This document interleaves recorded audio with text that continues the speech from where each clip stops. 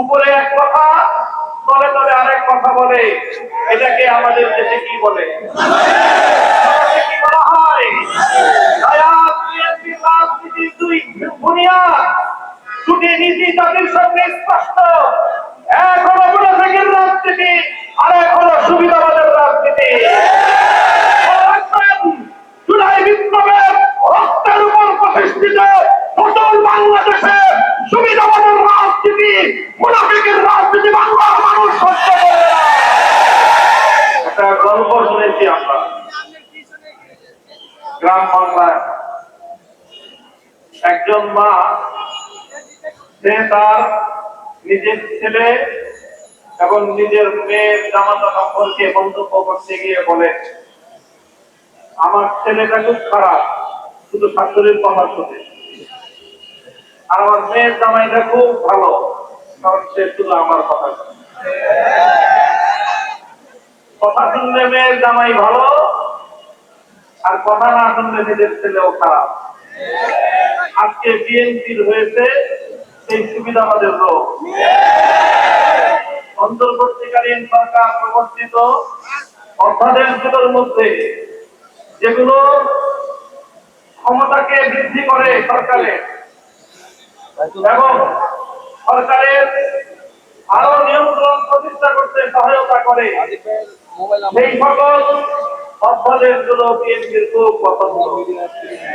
আর যে সকল অধ্যাদেশগুলো, যে সকল প্রস্তাবনাগুলো জাতির কাছে জবাবদিহিতায় বাধ্য করে, সেগুলো তাদের কাছে খুব অপছন্দ। তাই আমরা মনে করি বিএনপি আর সেই রাজনীতি করছে সুবিধাবাদের রাজনীতি।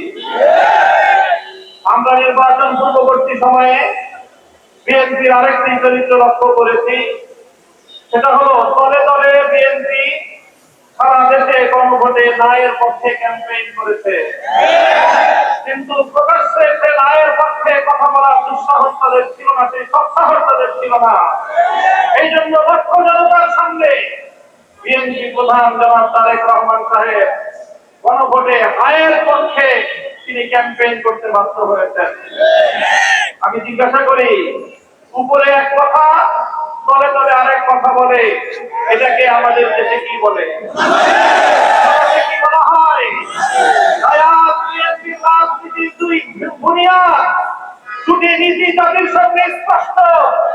এক হলো মুনাফিকের রাজনীতি, আর এক হলো সুবিধাবাদের রাজনীতি। জুলাই বিপ্লবের রক্তের উপর প্রতিষ্ঠিত নতুন বাংলাদেশে সুবিধাবাদের রাজনীতি, মুনাফিকের রাজনীতি বাংলার মানুষ সহ্য করে না। জনগণের পক্ষে, দেশের পক্ষে আপনারা যদি অবস্থান গ্রহণ করতে ব্যর্থ হন, দেশের জনগণের ম্যান্ডেটকে যদি আপনারা বিভ্রান্তি প্রদর্শন করেন, বারবার বলছি, এদেশের জনগণের গণরায়কে যদি হাইকোর্ট দেখান, এদেশের জনগণ রাজপথে আপনাদেরকে মোকাবেলা করবে ইনশাআল্লাহ। 70% জনগণের বিপক্ষে গিয়ে দেশের ক্ষমতার মস্তকে টিকতে পারবেন না। শহীদ জিয়াউর রহমান, বেগম খালেদা জিয়ার সন্তান, কান খাড়া করে শুনে রাখেন, জনতার বিরুদ্ধে গিয়ে এম হাসান আজিজ মার্কা নির্বাচন করার চেষ্টা করলে পরিণাম শুধু আপনারাই পড়বেন তা নয়, আপনাদের অপকর্মের কারণে দেশপ্রেমিক রাজনৈতিক সংগঠনগুলোর নেতা কর্মীরা 28 আগস্ট কিভাবে রক্ত দিয়েছে ঢাকার রাজপথে বাংলার মানুষ সে কথা ভুলে যায় না। আপনাদের ফুলের খেসারত দিতে হয়েছে আমাদেরকে, 25 বছর পর্যন্ত বুক খোলা হত্যার রাজনীতির শিকার হতে হয়েছে। তাই আমরা চাই আলোয় ভালোয় দেশ পরিচালনা করেন, জনগণের রায়ের প্রতি শ্রদ্ধা প্রদর্শন করেন, অন্যথায় রাজপথে সংসদে আমরা আপনাদেরকে মোকাবেলা করবো ইনশাআল্লাহ।